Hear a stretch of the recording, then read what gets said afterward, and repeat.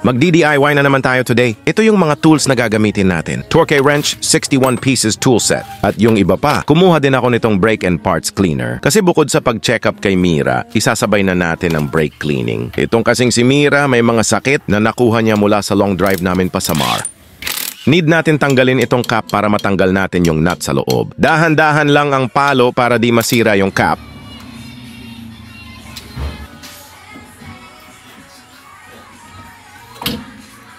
Gumamit ako ng leha para matanggal yung mga kumapit dyan sa brake drum.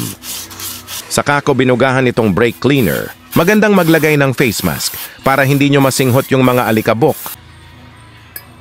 Pati itong brake drum, lelehain ko din at sprayhan ng cleaner.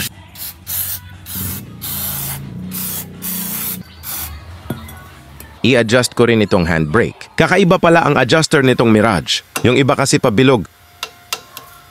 Para matantiya mo kung tama ang pagkaka-adjust mo, ilagay mo itong brake drum at paikot-ikotin. Ideally daw medyo mararamdaman mo na parang sumasabit ng kunti yung drum brake, pero dapat nakakaikot siya. Lolowagan ko naman itong shock absorber kasi gusto ko matest kung need na palitan. Napansin ko na ang gaan lang niya itaas at ang bagal ng pababa niya. Tingin nyo, need ko na ba yan palitan?